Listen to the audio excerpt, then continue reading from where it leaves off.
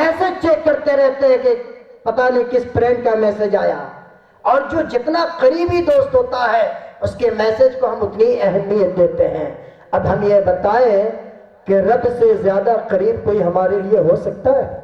بتائیے، ہاتھ اٹھا کر بتائیے، اللہ کی ذات سے قریب کوئی ہمارے لیے ہو سکتا ہے؟ نہیں ہو سکتا ہے۔ تو پھر اس رب کے میسج کو ہم اگنور کیوں کر رہے ہیں؟ اللہ نے کہا ھذا بلاغ للناس۔ اور لوگوں، چاہے جس بستی اور جس قبیلے میں بسنے والے ہو، جس رنگ و نسل میں بسنے والے ہو، مرد ہو یا عورت، امیر ہو یا غریب، کوئی بھی ہو، سب کے لیے ھذا بلاغ للناس، یہ قرآن تیرے رب کی طرف سے تمہارے لیے ایک پیغام ہے۔ آج اس پیغام کو ہم نے بھلا دیا ہے، اس پیغام کو ہم نے پاؤں تلے روک دیا ہے، اس پیغام کو ہم نے بھلا دیا ہے۔ یاد رکھیے، جب قومیں قرآن سے رشتہ توڑتی ہے تو اللہ اس قوم کو ذلیل و رسوا بھی کرتا ہے، اور جب قومیں قرآن کو اپناتی ہیں اللہ اس کے درجات کو بلند کرتا ہے، اس کے اسٹیٹس کو ہائی کرتا ہے۔ کہا اللہ کے نبی صلی اللہ علیہ وسلم نے، خیرکم من تعلم القرآن وعلمہ۔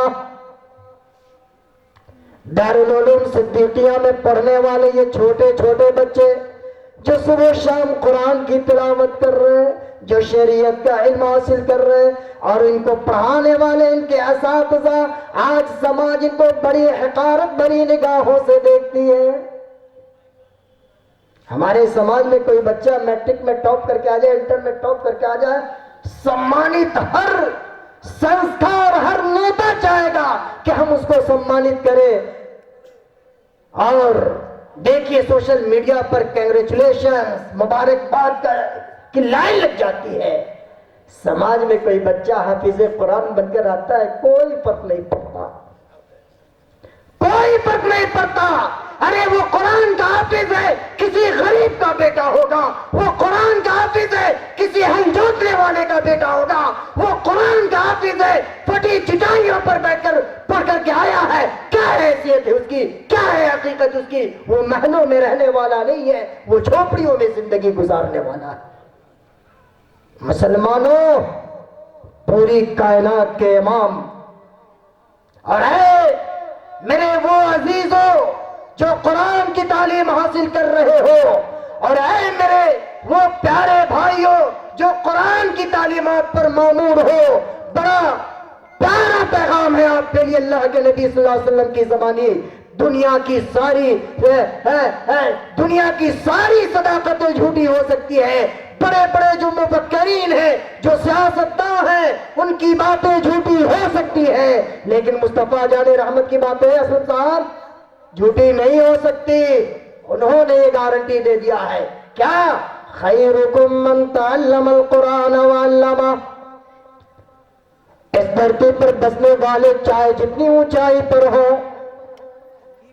چاہے جتنی اونچائی پر بسنے والے لوگ ہوں، ان تمام کے بیچ اگر کوئی سب سے بہترین شخص ہے، کوئی سب سے معزز اور مکرم ہے، اس قرآن کا حافظ ہے، اور اس قرآن کا پڑھنے والا، اور اس قرآن کا پڑھانے والا ہے۔ خیرکم من تعلم القرآن وعلمہ، سپرلیٹو ڈگری استعمال کی اللہ نے، اس سے بہتر کوئی ہے ہی نہیں۔ اور دوسری اللہ کے نبی نے کہا کہ ان اللہ یرفع بہذا الکتاب اقواما، اللہ قوموں کو اس کتاب کی وجہ سے عروج عطا کرتا ہے، وَيَذْعُ بِآخَرِينَ، اور جب قومیں قرآن کو چھوڑ دیتی ہے اللہ اسے تحت الثرى میں ڈال دیتا ہے۔ اور آخری دلیل قیامت کا دن ہوگا، پیارے نبی صلی اللہ علیہ وسلم جن کی ہم امت ہے، مدعی بن کر آئیں گے اللہ کی بارگاہ میں، اور ہمارے خلاف، آپ کے خلاف، سب کے خلاف مدعا بیان کریں گے، مقدمہ دائر کریں گے، کیس فائل کریں گے۔ کیا کیس فائل کریں گے؟